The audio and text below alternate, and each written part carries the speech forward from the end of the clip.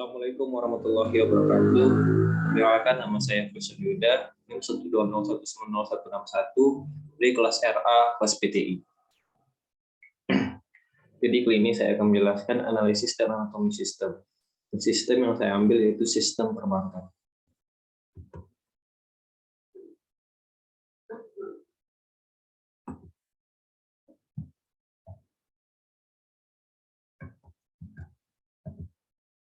Yang pertama, apa itu sistem?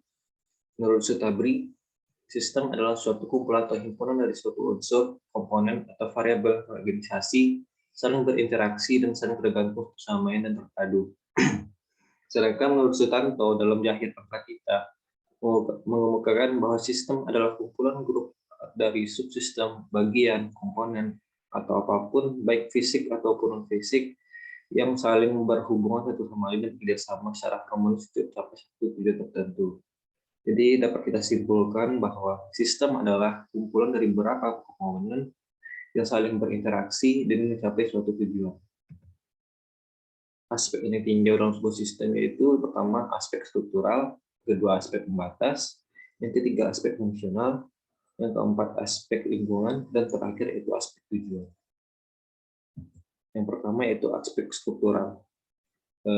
Jadi alur sistem dari data perbankan yaitu pertama dari nasabah dilayani oleh dari 5 unit. Yang pertama customer service, di mana melakukan pelayanan pembukaan rekening, blokiran ATM, dan konsultasi serta keluhan. Lalu teller, di mana nasabah bisa melakukan transaksi uang seperti setoran, transfer, clearing, bank draft, penarikan tunai, dan money changer. Lalu ATM, mesin tarik uang otomatis, di mana nasabah bisa melakukan penarikan tunai, perubahan PIN, transfer, dan pembayaran lainnya. Lalu SMS banking bisa menggunakan kecanggihan dari sistem SMS pada telepon genggam, di mana nasabah bisa melakukan cek saldo, transfer, perubahan PIN, pembayaran pasca bayar.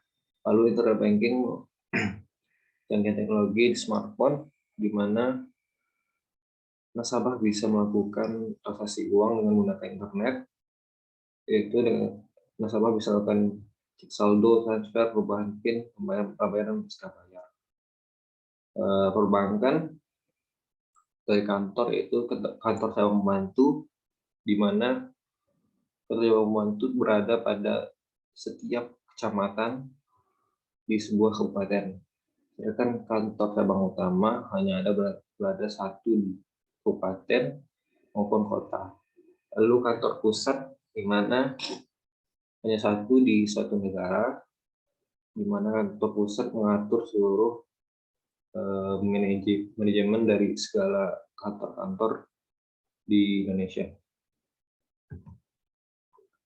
Aspek pembatas yaitu aspek pembatas dari sistem perbankan dengan nasabah yaitu unit-unit pelayanan perbankan seperti tadi, yaitu ATM, teller, customer service, mobile banking, dan SMS banking. Lalu aspek fungsional dari fungsi perbankan sendiri sebagai penghimpun dana dan pelayan jasa dalam lintas pembayaran terhadap uang di masyarakat dengan tujuan menunjang pelaksanaan pembangunan nasional dalam rangka meningkatkan pemerataan pertumbuhan ekonomi dan stabilitas nasional ke arah peningkatan kesejahteraan rakyat banyak. Lalu dalam perbankan terdapat posisi atau unit-unit yang berfungsi seperti marketing yang melakukan pemasaran mencari nasabah, teller melayani nasabah dalam transaksi di bank, akun officer melakukan pemasaran, analisa kelayakan pemberian kredit, dan pemantauan terhadap pelancaran pembayaran debitur.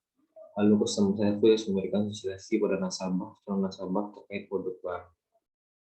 Banyak yang lainnya seperti manajer, sistem manajer, kepala unit, dan lain-lainnya. Lalu aspek lingkungan. Aspek yang nampak pada saat sistem perbankan berjalan yaitu antara nasabah dengan teller maupun customer service.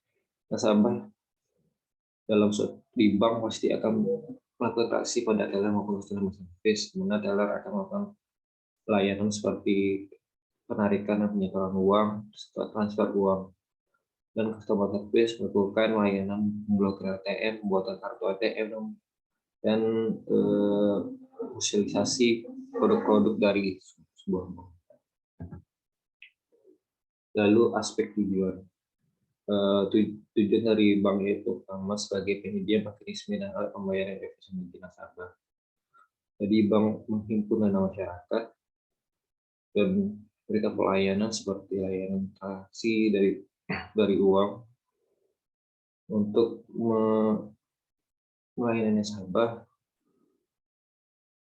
lebih efisien, seperti transfer uang yang tidak perlu seperti transfer uang dari satu daerah ke daerah yang lain tanpa perlu pergi ke daerah tersebut. Lalu meningkatkan arus dana untuk investasi dan lebih produktif. Bank sebagai penghimpun dana masyarakat memutar uang dengan cara investasi dan saham agar ekonomi Indonesia lebih baik lagi.